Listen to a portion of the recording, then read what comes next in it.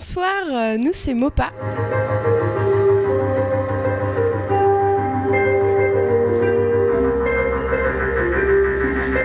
Ici on est au Temps Machine et on vous emmène ce soir voir le concert de Jim Ballon aux Inuits du Printemps de Bourges.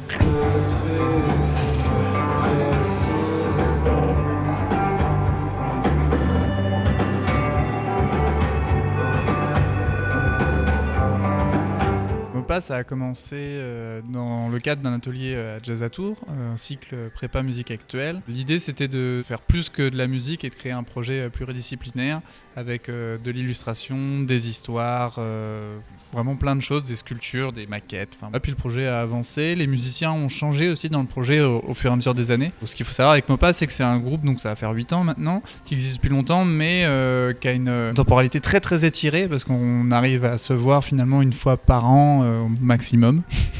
Et donc du coup, les musiciens et musiciennes changent dans le projet.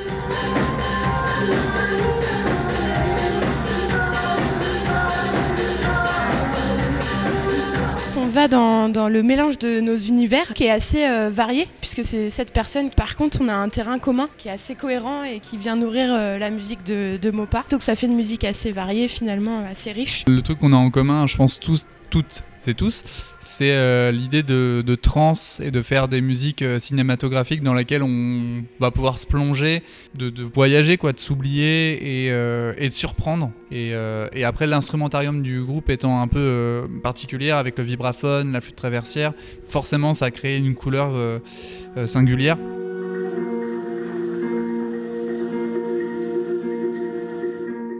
On assume un peu le fait que Mopa, ça puisse être un projet qui prend du coup son temps. Il y a beaucoup de contraintes en ce moment quand on monte un projet musical, il y a des temporalités, des réseaux sociaux à alimenter. Et Mopa, on assume de faire à notre rythme, d'y être quand on peut y être pour y être bien.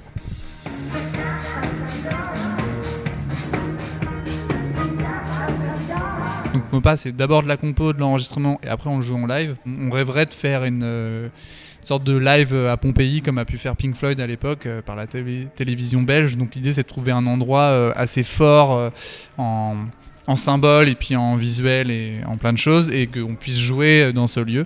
Et voilà, on a quelques petits lieux en tête mais il faut qu'on trouve le temps de... Pour vous expliquer, on galère à trouver juste un soir pour se voir, pour faire une bouffe ensemble. Voilà. Et on espère quand même pouvoir faire peut-être quand même des concerts cet été, peut-être à la Guinguette de Tours, on verra. Enfin en tout cas de pouvoir rejouer 1 ou 2 fois cet été, ce serait sympathique. Ce soir, on vous amène voir Jim Ballon. Pour moi, Jim Ballon, c'est un peu de croque pastel. Je trouve il y a le côté pastel là, en fait, c'est un rock câlin. Moi, je trouve à la fois ça, c'est comme des gros bras là qui t'entourent. Je trouve ça hyper puissant. Il y a une espèce de gros son et à la fois c'est gentil comme tout, je trouve. Et il y a une espèce d'univers pastel ensoleillé dans leur clip là que je trouve hyper touchant et hyper rassurant. Et à la fois hyper efficace. Je vois exactement ce que tu veux dire. On est à la bourre. Putain, on est à la bourre. Ça va commencer, Jim Ballon, avec tous les autres groupes après. Et ben on vous emmène, ça va être trop bien. C'est parti.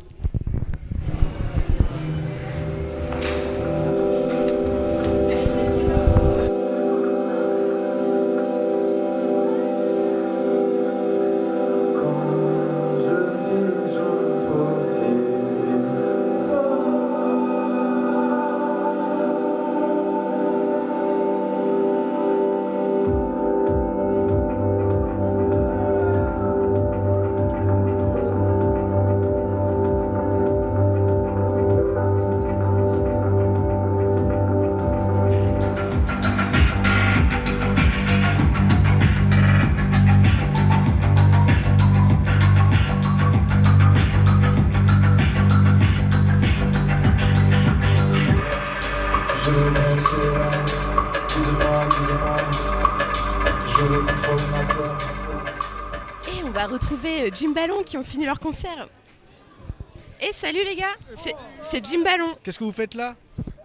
On est venu vous voir en concert, pardi. Comment vous l'avez senti? Super, c'était un accueil très chaleureux et le son sur scène était idéal. Du coup, c'était un très bon moment pour nous, d'une demi-heure exactement. Nous on a trop kiffé, vous aviez un super son, super tout, hein. Et super, vous êtes beau. Qu'est-ce que vous êtes beau. Vous faites du rock pastel. Mais c'est un super compliment. Hein. Genre gros son, mais gros son tout doux, quoi. Ça vous convient? C'est super, c'est pas mal, ça marche bien avec les couleurs quoi. Avec les paroles, les accords un peu jolis et riches et tendres. C'est pas très mineur et glauque comme groupe, quoi. C'est plutôt l'inverse. On vous a bien cerné. La prochaine fois, on vous emmène voir un groupe de notre choix.